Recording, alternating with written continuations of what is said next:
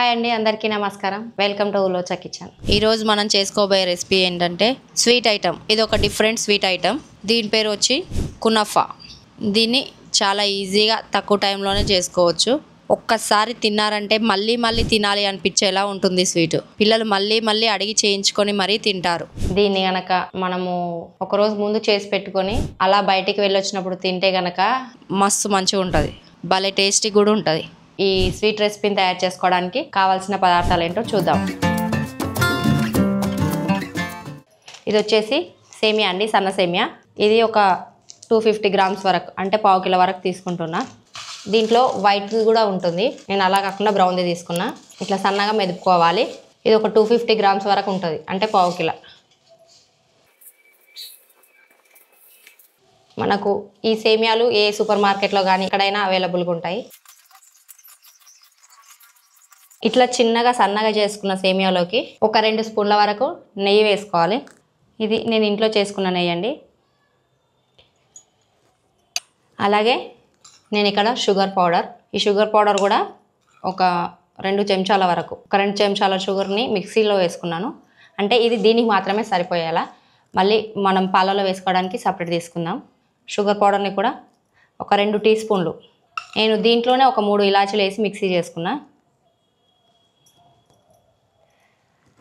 అలాగే మనకు మంచి టేస్ట్, ఫ్లేవర్ బాగుండాలి అనుకుంటే ఒక 1 స్పూన్ వరకు నేను మిల్క్ పౌడర్ వేస్తున్నాను. మీకు అందుబాటులో ఉంటే వేసుకోవచ్చు, లేదంటే లేదు. మిల్క్ పౌడర్ బదులు కొంచెం స్వీట్నెస్ కోసం అయితే కండెన్సర్ మిల్క్ కూడా వేసుకోవచ్చు. నేను ఇక్కడ 1 స్పూన్ మిల్క్ పౌడర్ వేస్తున్నా. ఇప్పుడు వీటన్నిటిని బాగా మిక్స్ చేసుకుందాం. ఈ షుగర్ పౌడరు, ఈ మిల్క్ పౌడరు, ఈ నెయ్యి, ఇవన్నీ దీనికి పట్టేలా బాగా మిక్స్ చేసుకుందాం. ఇవి దీనికి కలపడం వల్ల ఏంటంటే స్వీట్నెస్ అనేది సేమియా కూడా పడుతుంది, కాబట్టి తినేటప్పుడు చాలా బాగుంటుంది. ఇలా అన్నీ మిక్స్ అయ్యేలా మంచిగా కలుపుకోవాలి. ఇదేంటంటే మనకు ఒక డిఫరెంట్ స్వీట్ ఐటమ్.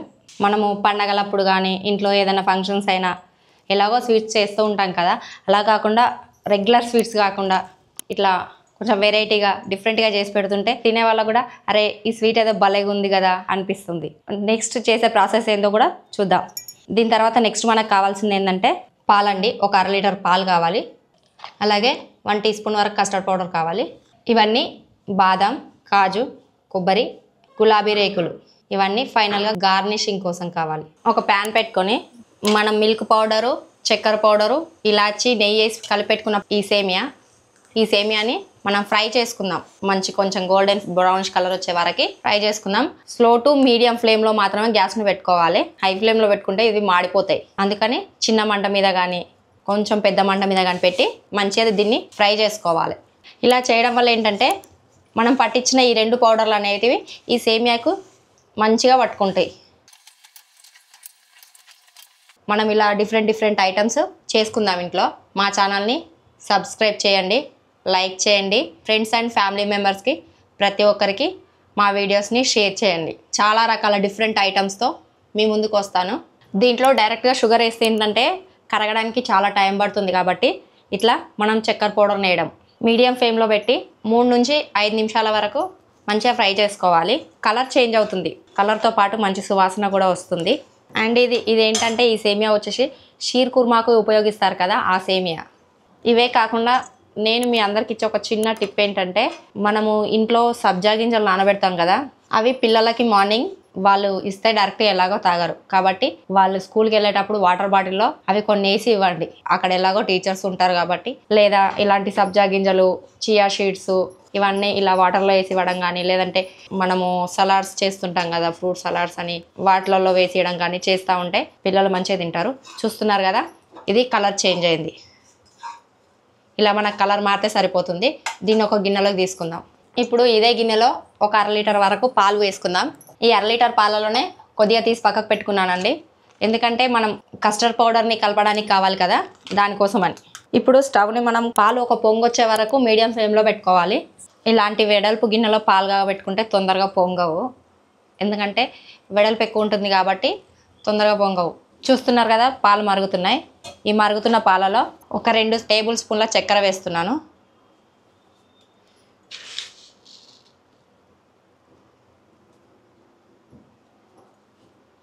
నేను ఇక్కడ ఒక టీ స్పూన్ వరకు కండెన్సర్ మిల్క్ వేస్తున్నాను కాబట్టి 2 టేబుల్ స్పూన్లు వేసాను.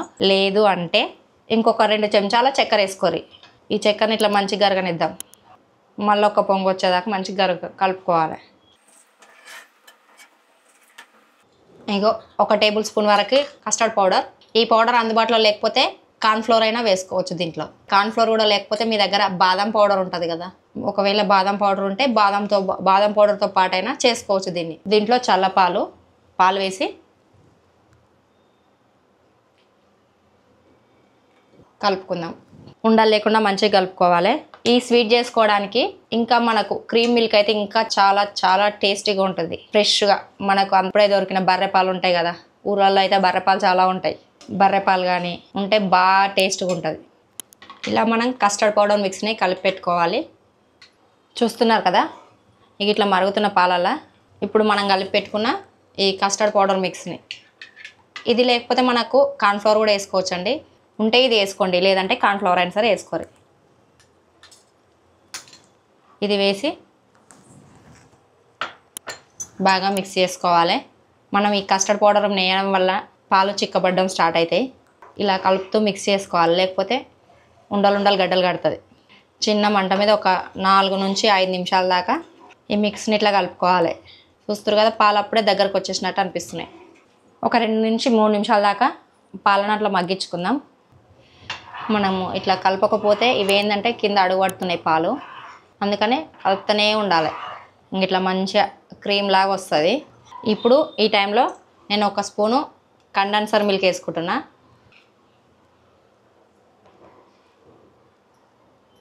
ఇది స్వీట్కి ఇంకొంచెం టేస్టీనెస్ యాడ్ చేస్తుంది, దానికోసమనే వేసుకుంటున్నాను అంతే. బయట మీకు మార్కెట్లో ఇది కాకుండా మిల్క్ మేడ్ అని దొరుకుతుంది, అదైనా వేసుకోవచ్చు. దీన్ని అంతటిని మళ్ళీ ఒకసారి కలుపుకుందాం. ఇది దించిన తర్వాత చల్లగా అయితే ఇంకొక కొంచెం చిక్కగా అవుతుంది. ఇప్పుడు మనం దీన్ని ఆపేసుకొని ఒక 5 నిమిషాల పాటు పక్కకు పెట్టుకుందాం. మనం కునఫా రెడీ చేసుకోనికి నేను అయితే ఈ బాక్స్ని తీసుకున్నా. దీంట్లో ఒక లేయర్ మందంగా మనం ఫ్రై చేసి పెట్టుకున్నాం కదా సేమియా, దాన్ని వేసుకోవాలి.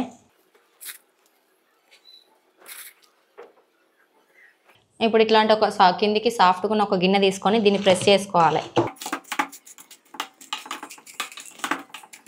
అంతా ఒక లేయర్ లెక్క వరుసుకొని ఇట్లా వరుసుకున్నాం కదా, దానిపైన మనం రెడీ చేసి పెట్టుకున్న ఈ క్రీమ్ ఉంది కదా, ఈ క్రీమ్ని వేసుకోవాలి ఒక లేయర్ లెక్క.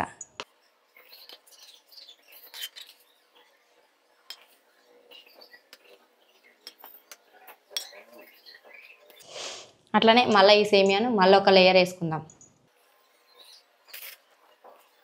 మధ్యలో జ్యూసీగా, పైన కింద క్రిస్పీగా భలే టేస్ట్గా ఉంటుంది ఈ కునఫా స్వీట్. దీన్ని ఎక్కువ ప్రెస్ చేయొద్దండి, జస్ట్ ఇట్లా అనుకుంటే సరిపోతుంది. లేకపోతే ఇట్లా తిన్నా చాలా మంచిగా ఉంటుంది. బట్ తినే ముందు ఏంటంటే ఒక 4 గంటల పాటైనా దీన్ని ఫ్రిడ్జ్లో పెట్టుకొని చల్లగా తీసుకొని తింటే చాలా మంచిగా ఉంటుంది.